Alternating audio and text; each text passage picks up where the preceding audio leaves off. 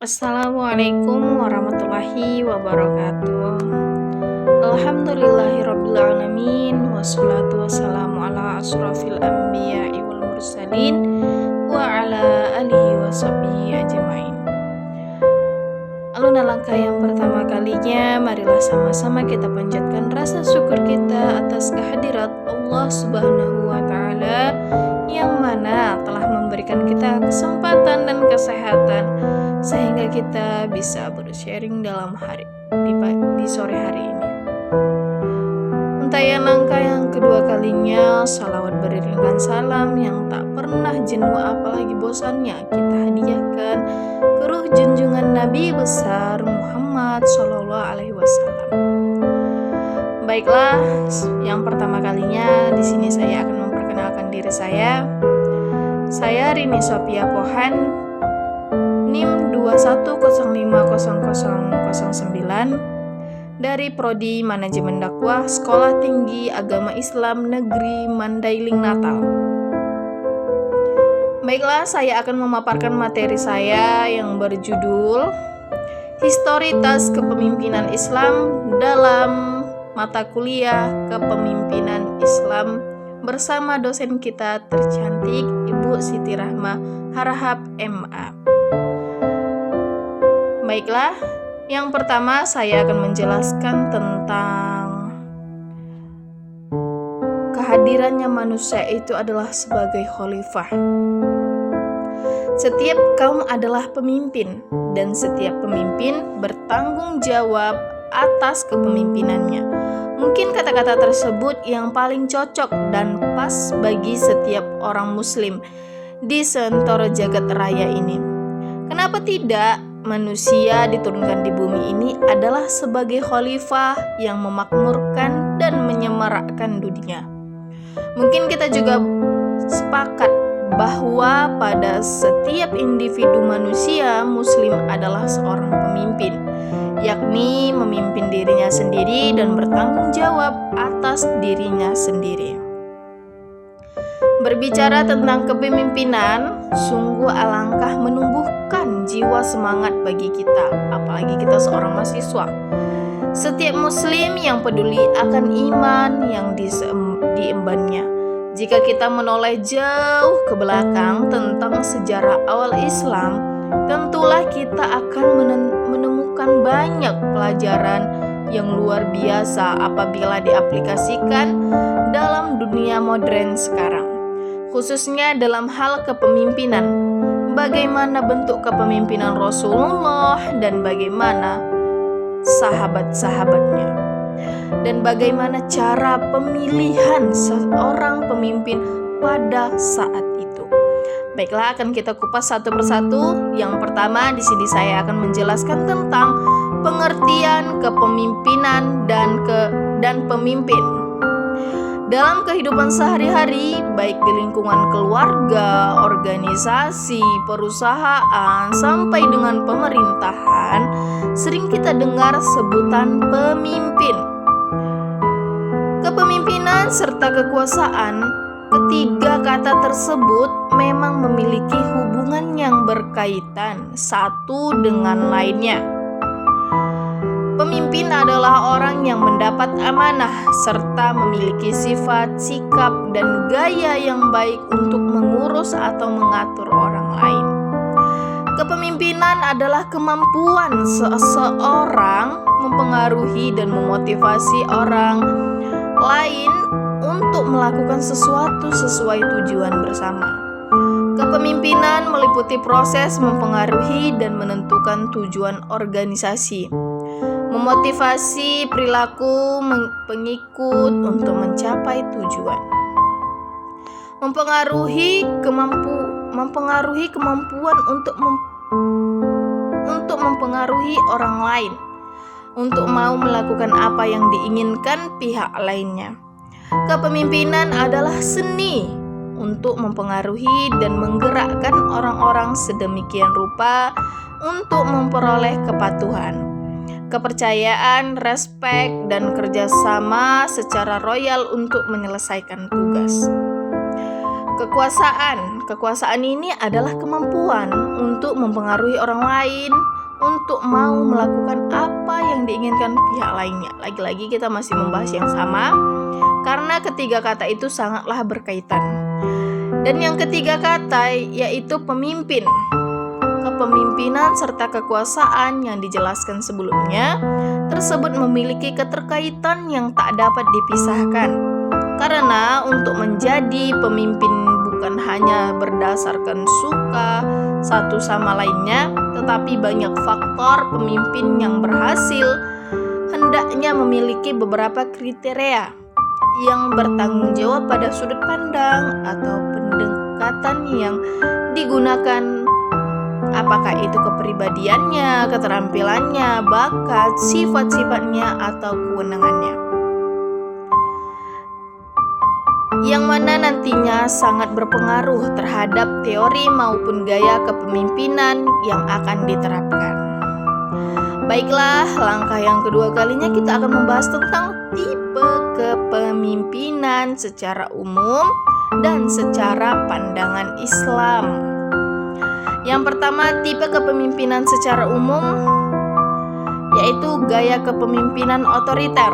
Adalah gaya pimpinan yang memusatkan segala keputusan dan kebijakannya yang diambil dari dirinya sendiri secara penuh. Segala pembagian tugas dan tanggung jawab dipegang oleh si pemimpin yang otoriter tersebut, sedangkan para bawahan hanya melaksanakan tugas yang telah diberikan. B. Gaya kepemimpinan demokratis. Nah, gaya kepemimpinan demokratis adalah gaya pimpinan yang memberikan wewenang secara luas kepada para bawahan. Setiap ada permasalahan, selalu mengikut sertakan bawahan sebagai suatu tim yang utuh. Dalam gaya kepemimpinan demokratis, pemimpin memberikan banyak informasi tentang tugas serta tanggung jawab para bawahannya. C. Gaya kepemimpinan bebas. Di sini pimpinan jenis ini hanya terlibat dalam kuantitas yang kecil, di mana para bawahannya yang secara aktif menentukan tujuan dan menyelesaikan masalah yang dihadapi. Gaya kepemimpinan karismatik. Kelebihan gaya kepemimpinan karismatik ini mampu menarik orang. Mereka terpesona dengan cara berbicaranya, membangkitkan semangat. Biasanya pemimpin dengan gaya kepribadian ini visionaris, mereka sangat menyayangi perubahan dan tantangan.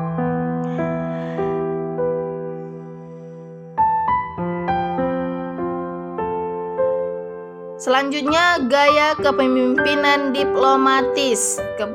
Kelebihan gaya kepemimpinan ini ada di penempatan perspektifnya. Banyak orang seringkali melihat dari satu sisi, yaitu sisi keuntungan dirinya. Sisanya melihat dari sisi keuntungan lawannya. Yang berikutnya, gaya kepemimpinan otoriter. Kelebihan model kepemimpinan otoriter ini ada di pencapaian prestasinya. Tidak ada satupun tembok yang mampu menghalangi langkah pemimpin ini.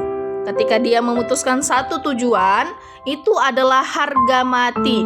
Tidak ada alasan, yang ada adalah hasil. Langkah-langkahnya penuh perhitungan dan sistematis. Berikutnya, gaya kepemimpinan moralis. Kelebihan dari gaya kepemimpinan seperti ini adalah umumnya mereka hangat dan sopan kepada semua orang. Baiklah, kita akan membahas tentang kepemimpinan dalam pandangan Islam. Bagaimana sih dalam pandangan Islam seorang kepemimpinan itu? Di sini kita akan membahasnya. Pemimpin memiliki kedudukan yang sangat penting. Karenanya, siapa saja yang menjadi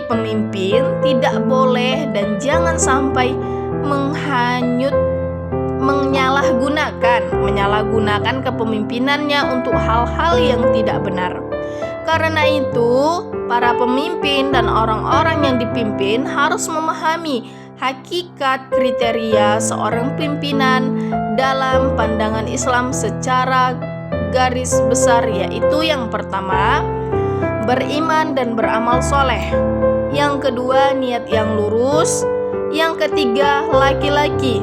Ini sudah diterapkan di dalam Al-Quran surah An-Nisa ayat 4 telah diterangkan bahwa laki-laki adalah pemimpin bagi kaum wanita. Yang selanjutnya, tipe kepemimpinan dalam Islam itu tidak meminta jabatan. Rasulullah bersabda kepada Abdurrahman bin Samurah radhiyallahu anhu, "Wahai Abdurrahman bin Samurah, janganlah kamu meminta untuk menjadi pemimpin. Sesungguhnya jika kepemimpinan diberikan kepada kamu karena permintaan, maka kamu akan memikul tanggung jawab sendirian. Dan jika kepemimpinan itu diberikan kepada kamu bukan karena permintaan, maka kamu akan dibantu untuk menanggungnya." Riwayat Bukhari dan Muslim. Oke, selanjutnya tipenya adalah berpegang dan konsisten pada hukum Allah. Ini salah satu kewajiban utama bagi seorang pimpinan. Allah berfirman, "Dan hendaklah kamu memutuskan perkara di antara mereka menurut apa yang diturunkan Allah, dan janganlah kamu mengikuti hawa nafsu mereka.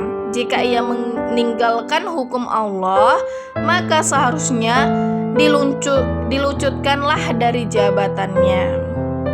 Berikutnya, memutuskan perkara dengan adil. Rasulullah juga pernah bersabda, "Tidaklah seorang pemimpin mempunyai perkara kecuali ia akan datang dengannya pada hari kiamat dengan keadaan terikat. Entah ia akan diselamatkan oleh keadilan atau akan dijerumuskan oleh kezalimannya." Nauzubillah summa nauzubillah. Yang berikutnya kita akan membahas tentang senantiasa ada ketika diperlukan rakyat.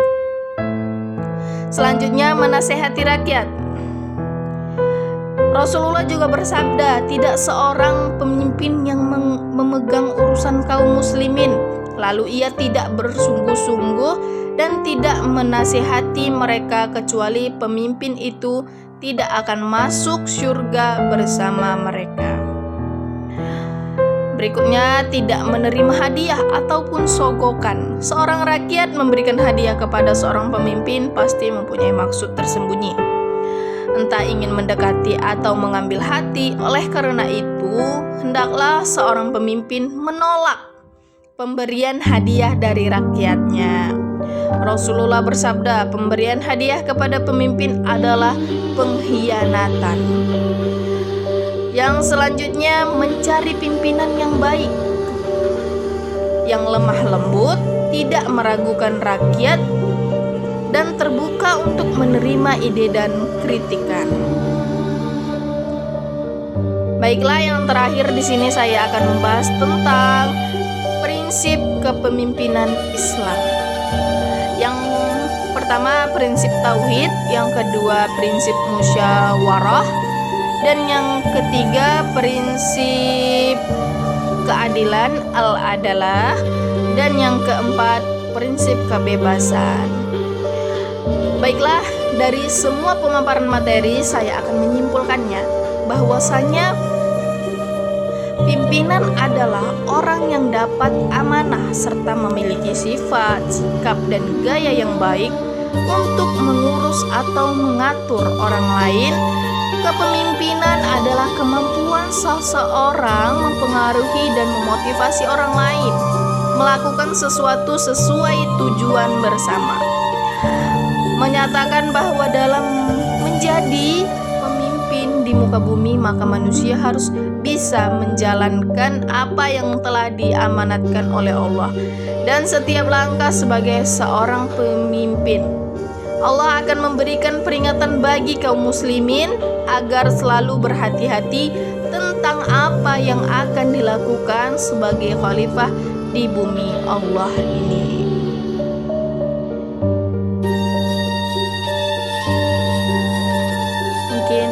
sampai di sini yang bisa saya sampaikan. Kurang dan lebihnya saya mohon maaf. Billahi taufiq wal hidayah. Wassalamualaikum warahmatullahi wabarakatuh.